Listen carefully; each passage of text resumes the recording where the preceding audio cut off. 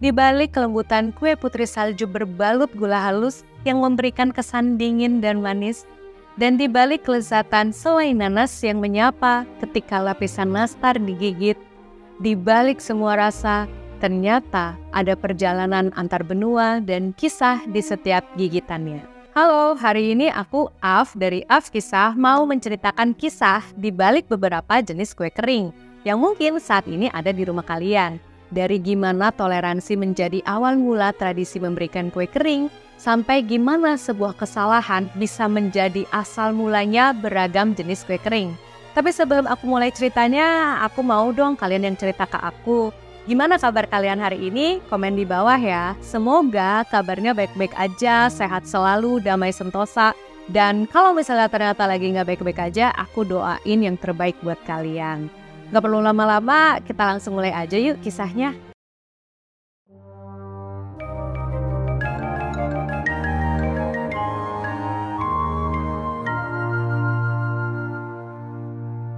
Ternyata kue kering udah ada dari zaman dulu banget dan diciptakan secara gak sengaja.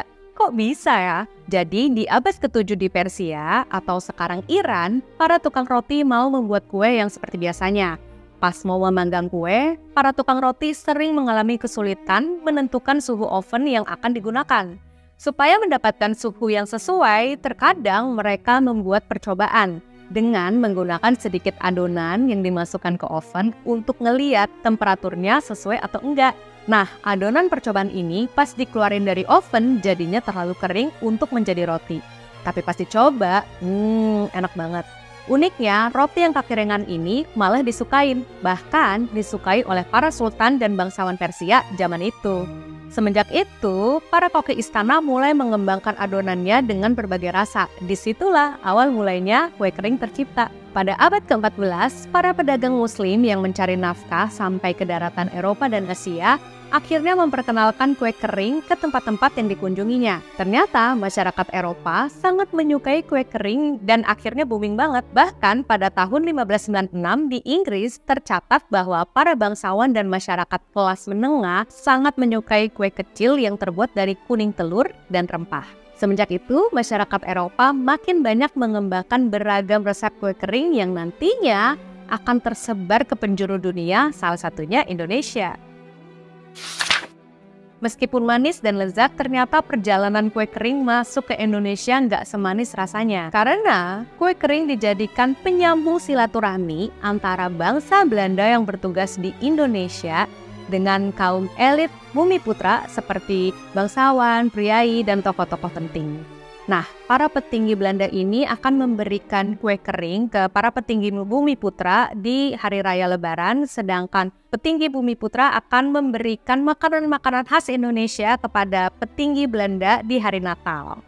Sebenarnya indah juga ya, kue kering dipakai untuk membangun silaturahmi dan toleransi antara dua bangsa dan dua agama yang berbeda. Patut dicontoh. Semenjak itu, kue kering juga menjadi simbol status sosial karena hanya para bumiputra kelas atas aja yang bisa punya kue kering. Selain itu, keunggulan kue kering yang lebih tahan lama dibandingkan dengan kue tradisional yang basah dan lengket juga menjadi alasan mengapa para kalangan atas bumiputra lebih menyukai kue kering dibandingkan kue tradisional. Seiring perkembangan zaman, akhirnya kue kering di Indonesia nggak eksklusif untuk para bangsawan dan elit aja. Akhirnya semua orang di Indonesia udah bisa menikmati kue kering. Bahkan udah menjadi tradisi memberikan kue kering di hari-hari spesial seperti Lebaran, Natal, Tahun Baru, dan lain-lain. Nah sekarang gimana sih asal mula dan sejarah dari setiap jenis kue kering? Yuk kita mulai. Nastar. Kue nastar ternyata berasal dari Belanda. Menariknya, versi aslinya nggak disebut nastar dan bahkan bukan berisi selai nanas loh.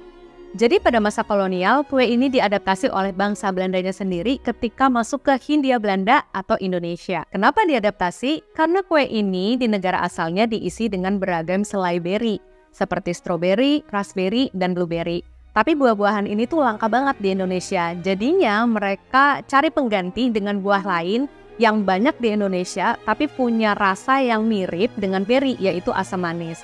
Akhirnya mereka memilih buah nanas sebagai pengganti beri. Kue tersebut pun diberi nama ananas tart. Ananas artinya nanas dan tart adalah nama jenis kuenya.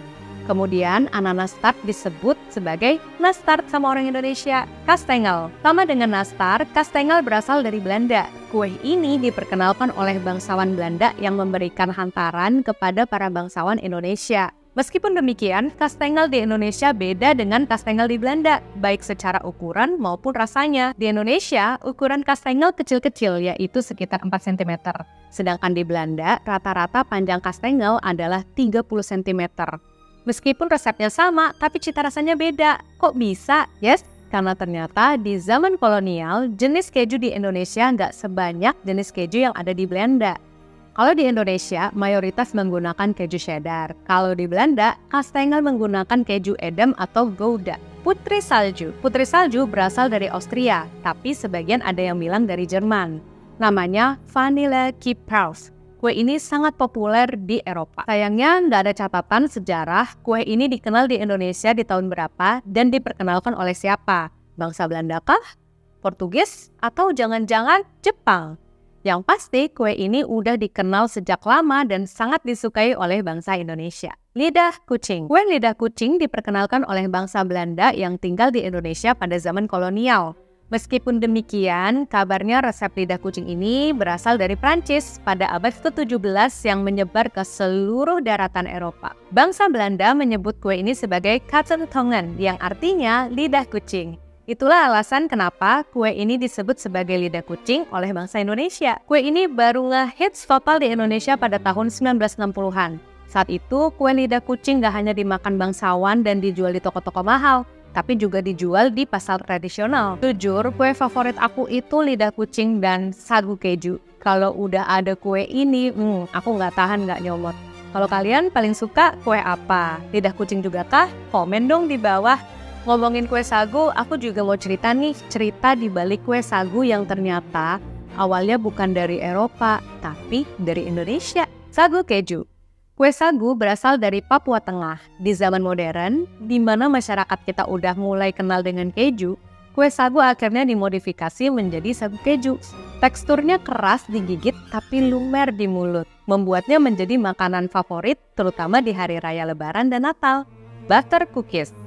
Resep kue ini berasal dari Denmark pada tahun 1100. Di saat itu, semua masyarakat Denmark berusaha memiliki ovennya sendiri supaya bisa membuat kue ini, saking sukanya.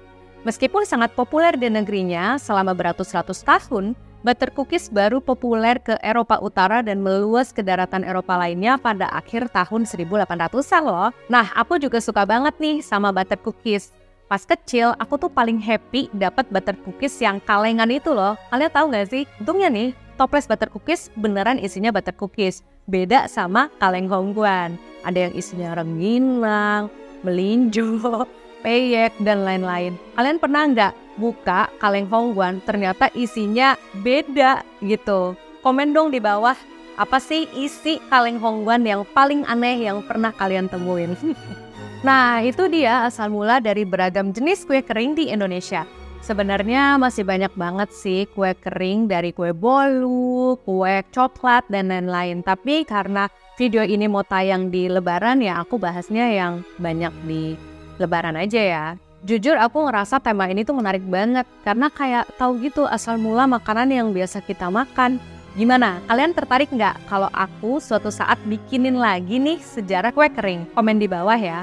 Kalau banyak yang mau, aku langsung buatin. Anyway, selamat Lebaran untuk yang ngerayain Lebaran. Dan kalau kamu nontonnya pas lagi Natal, selamat Natal untuk yang ngerayain Natal.